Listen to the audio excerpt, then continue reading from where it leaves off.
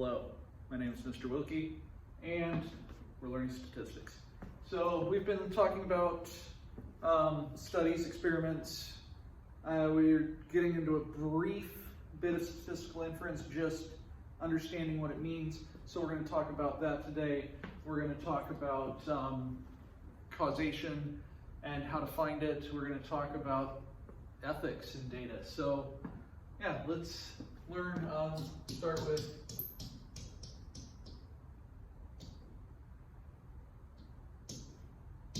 inference.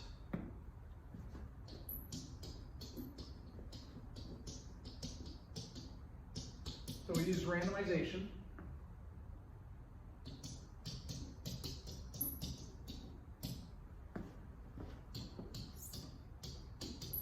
to infer something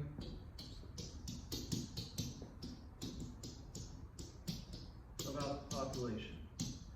So remember, populations are big. We don't know, the parameters are generally unknown.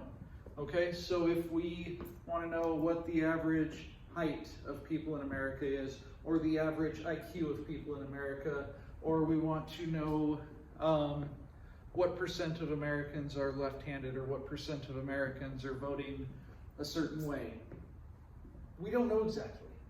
I mean, with the voting, we can find it out at the end, but we don't know exactly how everybody would have voted because not everyone's going to vote. Okay? So we're going to use randomization to infer something about the population. What that means is if we pick a random sample and we find the parameter, the population mean, the population, or the sample, sorry, the statistic, the sample mean, the sample proportion, we can infer about the population. So if I asked 100 guys how tall they were and found the average, and it was 5'9" and a quarter inches, I would say, oh, the average height of guys in America is probably pretty close to 5'9" and a quarter inches. Okay? I'm going to make that inference about the population. Okay? So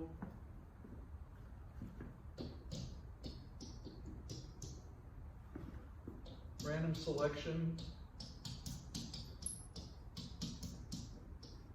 allows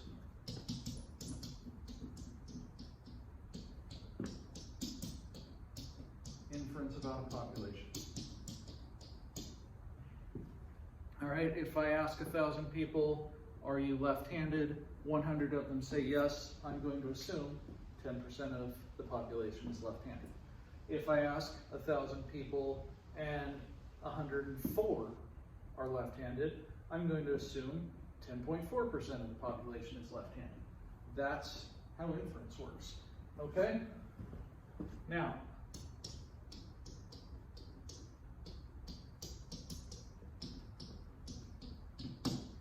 random assignment of individuals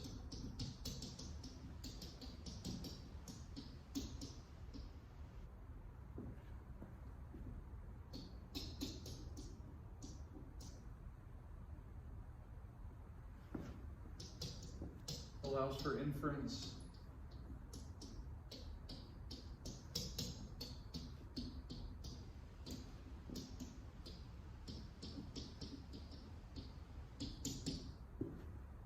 about cause and effect. Okay? So if I'm testing a drug, let's say I think my new drug is going to help depression. Okay? Now, can you get better on your own from depression? Sometimes, sure.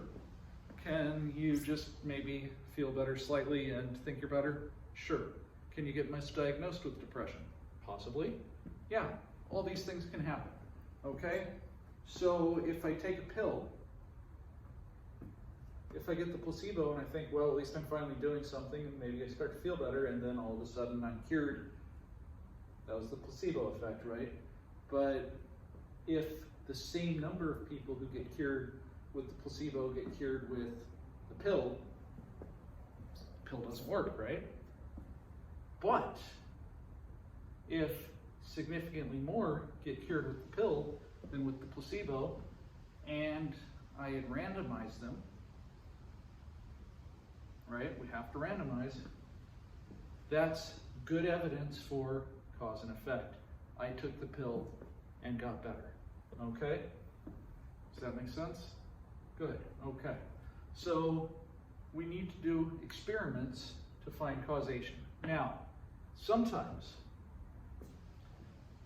we just legitimately can't do an experiment because, well, it's just immoral, right? I mean, can we do an experiment to find out if something kills you? So what are we going to do? Okay, you take this poison, you take this placebo, and if you die, then we know the poison. We don't do that, right? That's not an experiment we want to do, right? But there's definitely causation there. We know there's causation there. I mean, if you drink enough strychnine or arsenic, you're going to die, right? Don't do it. Okay.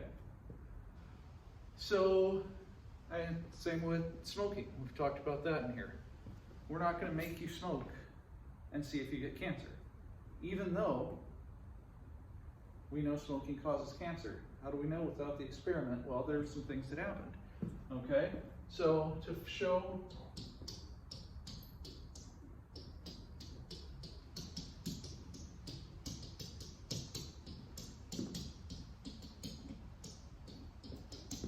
causation without experiments, some things we need to do. We need to have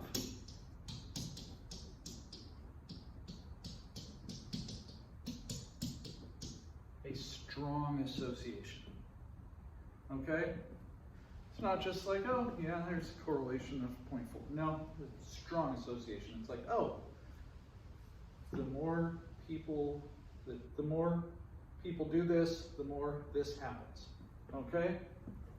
Strong association. We also need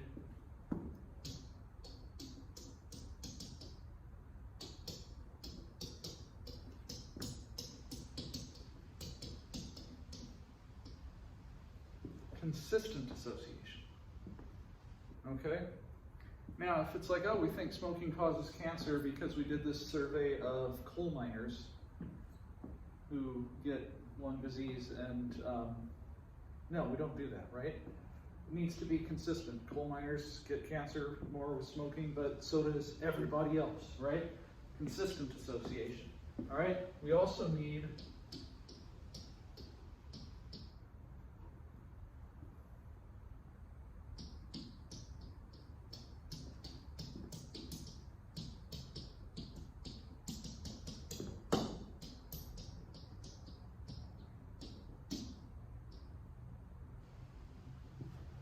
larger X are associated with stronger Y, okay? And smoking causes cancer, but if you smoke more, you're more likely to get cancer, right? It's clearly somebody who smokes 3 or 4 packs a day is more likely to get cancer than somebody who takes a puff off a cigarette once a week, okay? Larger X associated with stronger Y.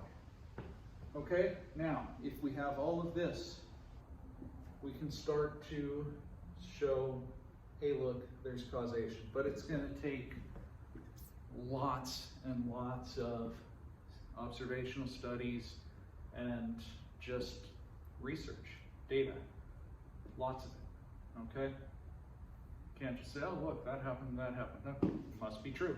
No, we need strong association, consistent association, all right? Okay, so let's talk real quick about data ethics, and we'll call it the end of the chapter. Data ethics, we know what ethics means, right? Okay, so we need our studies to be morally okay. We need our studies to be fair. We need our studies to be scientific. All right, so we need the following to happen. It needs to be reviewed.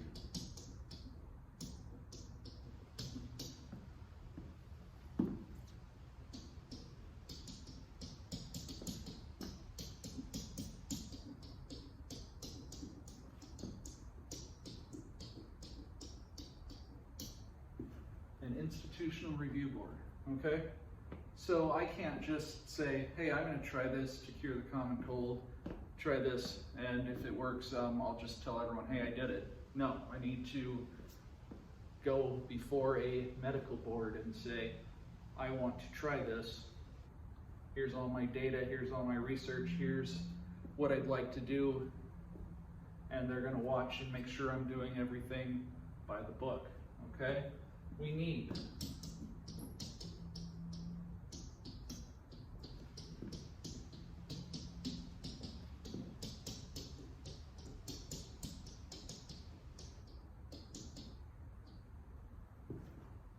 informed consent by all participants. Okay, I can't just go into a cancer ward of a hospital and say, here, take this, take this, take this, and not tell them what I'm doing. I need to tell them, hey, we're trying out an experimental new drug.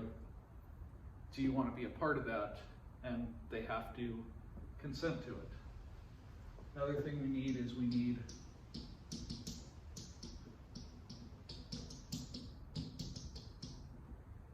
confidentiality.